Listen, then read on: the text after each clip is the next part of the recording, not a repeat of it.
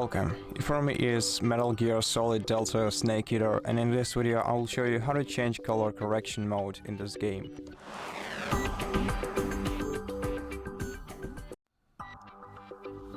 So first, you have to return to the main menu either by saving the game, then pressing escape and return to the main menu, or just by starting the game and going straight to options, then select accessibility options, and to change the color correction mode you have to change this last value on the list and select the type of color correction that you like the most.